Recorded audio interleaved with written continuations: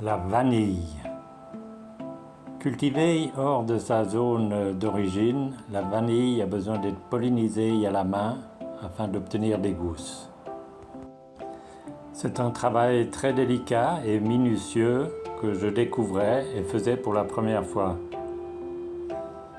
Mais ici, je vais vous parler plutôt des fruits de cette expérience. Comme tout apprentissage manuel, c'est une expérience merveilleuse, à tout âge. Mais la manière de l'appréhender varie fort si l'on a 5 ans ou plus de 60 ans. L'exemple qui me semble le plus frappant, c'est l'apprentissage de l'équilibre.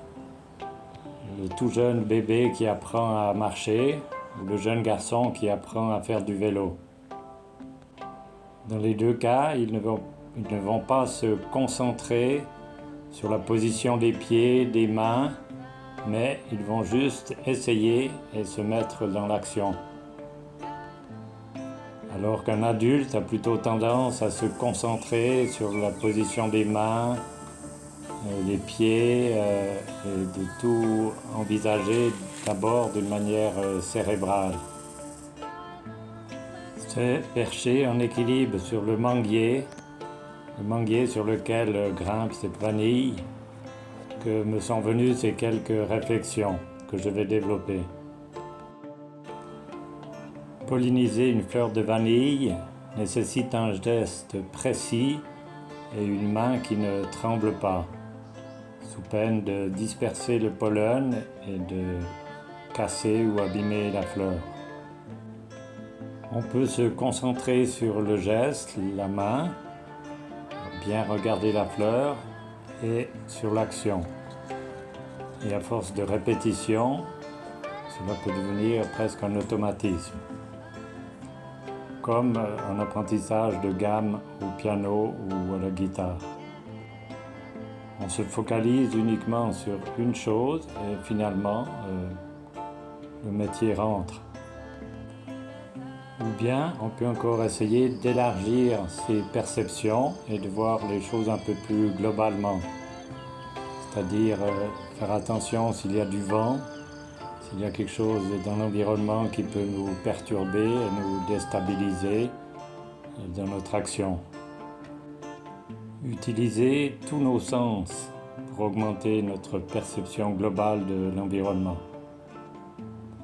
Et l'étape encore ultérieure est d'être conscient, pas seulement attentif à l'environnement, mais conscient de cet environnement, conscient de notre corps, de tous nos mouvements, et sentir que l'on fait partie d'un tout bien plus grand que nous et qui nous dépasse. À ce moment, on ne ressent plus le fait de se concentrer. Cela vient tout seul, il ne faut pas chercher à l'atteindre. Cet état, cette perception vient de manière aléatoire. C'est le fruit d'un calme et d'une vie paisible bien ancrée dans la terre et dans la matière. Il est inutile d'essayer de chercher à atteindre cet état. C'est une des clés pour avoir une vie sereine et pouvoir tout affronter. Mais arrêtons de planer et revenons sur Terre avec notre vanille.